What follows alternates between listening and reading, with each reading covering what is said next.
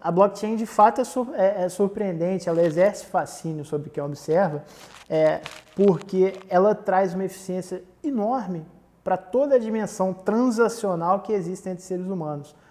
Transacional que eu digo no caráter objetivo. Não sei se é um viés de quem estudou economia, mas eu realmente acredito que a parte objetiva do cérebro humano tome decisões assim. A gente está o tempo inteiro quantificando coisas. Só que se a gente parar para pensar no processo, o processo se quebra, né? É aquela coisa que observar o fenômeno altera o fenômeno. Então, como a gente conseguir traduzir isso para o código, que inevitavelmente você analisa e transcreve o fenômeno, aí passos para outra discussão. Você entendeu o que eu falei? A gente está fazendo esses cálculos inteiros aqui. Por que eu estou aqui falando com você e não estou na praia? Porque é algo que eu ganho, assim, e não é um valor, porque o ITS está me pagando para estar aqui, não é questão disso. Eu realmente acho que é uma ressignificação. Agora, se você passa para pensar parar nesse, já que eu penso assim, eu vou quantificar tudo, você perde. Porque nem sempre a gente toma decisão com base na racionalidade econômica. Senão seria botar tudo no Excel e resolve. Por que tem problema no mundo? Né? Porque existe subjetividade. A gente não sabe o que a gente quer. Daqui a pouco eu entro na psicanálise. A blockchain ela é fascinante, eu gosto do termo fascinante para definir blockchain, porque o fascínio ele é neutro, né? O fascínio, você pode ficar surpreso com algo porque é muito bom, porque é muito ruim.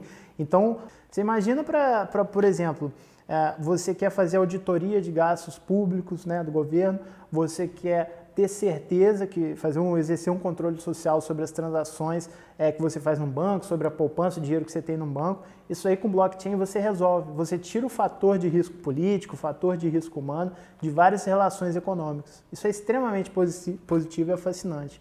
Agora existe o outro lado do fascínio, que é o fato de nenhuma tecnologia até o momento conseguir abarcar, até onde eu conheço, com a devida complexidade, a ambiguidade e a subjetividade do ser humano.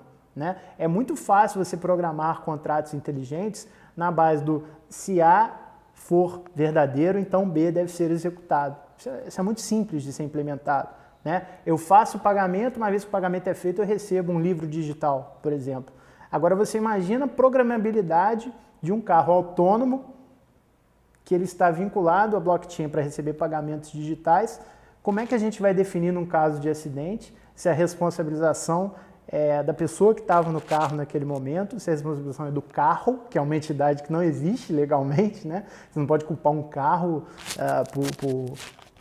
por um acidente, se a responsabilidade é da pessoa que botou o carro para ser alugado e está ganhando dinheiro com isso, são questões completamente em aberto que extrapolam até mesmo o limite da legalidade e passam a habitar, na minha opinião, o campo da ética.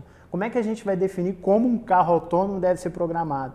Ele deve ser programado, num caso de acidente iminente, para minimizar danos e matar, por exemplo, o menor número de pessoas, ou ele deve ser programado para favorecer ao dono? Então, ele pode causar um acidente que vai matar 3 pessoas, mas ele defende o próprio dono.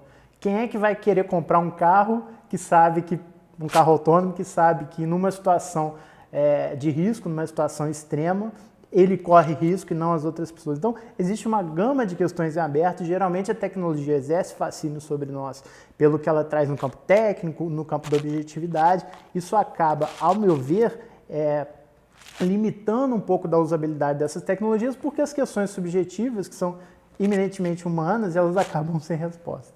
Na questão do domínio do código, não é de você saber programar, mas de você entender o que aquilo faz, de você saber as limitações, as possibilidades. Isso vai condicionar muito do que vai ser possível fazer no futuro. Né? É exatamente como a gente brinca, né? Você vai conversar com um advogado e você não sabe de lei. E assim, não é nada contra os advogados. Assim, você vai conversar com uma pessoa de finanças, você não sabe sobre investimento. Né? Isso aí o Foucault já trouxe lá na microfísica do poder. Há muito tempo essas coisas continuam sendo verdade. E eu acho muito interessante o trabalho de um sociólogo americano, o David Graeber, né?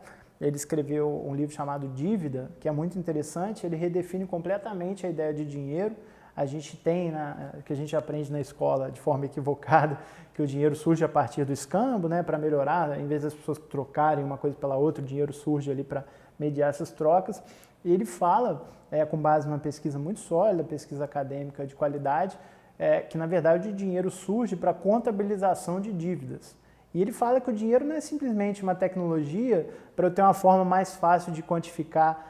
Eu fiquei te devendo 5 ovos, então o dinheiro é um sinal de que eu te devo 5 ovos e você pode transferir essa dívida para outra pessoa e aí você não fica restrito à relação, à dimensão relacional. Eu devo a você, a minha dívida pode ser negociada a partir do dinheiro para múltiplas pessoas. E ele extrapola de forma muito inteligente, a meu ver, válida esse argumento para falar que todas as relações sociais e humanas são baseadas na dívida.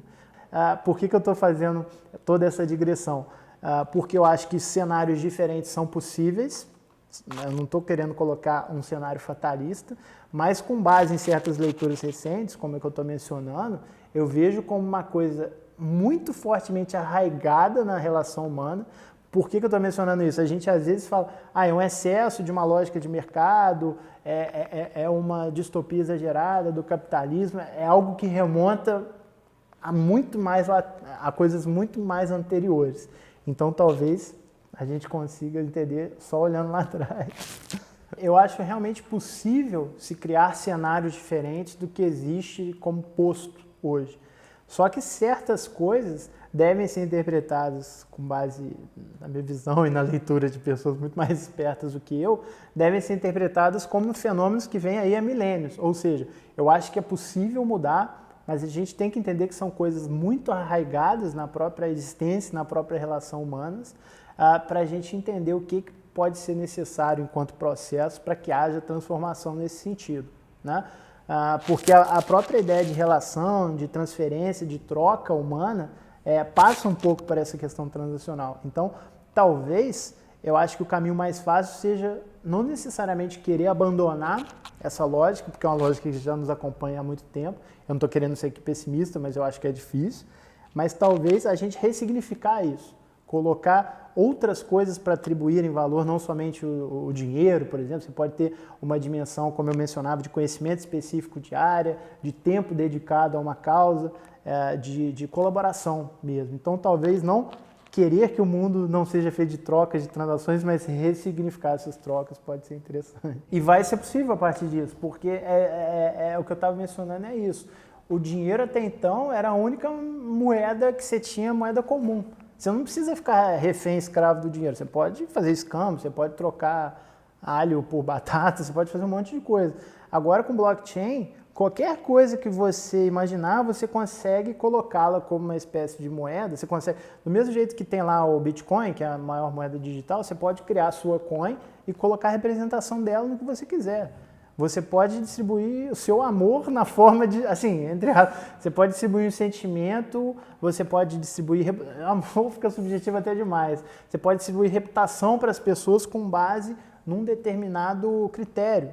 Então você pode distribuir reputação ligada a quão boas pessoas são em matemática, quão boas pessoas são em literatura, quão boas pessoas são em inglês, e com base nisso você toma decisões. Isso pode, claro, incorrer numa quantificação super exacerbada, que foge totalmente da lógica de subjetividade, mas, como eu estava mencionando aqui, não sei se é um viés de quem estudou economia, mas eu realmente acredito que a parte objetiva do cérebro humano tome decisões assim. É confuso. E assim, acho que assumir isso é o primeiro passo para que o benefício que a gente pode ter das coisas venha, né?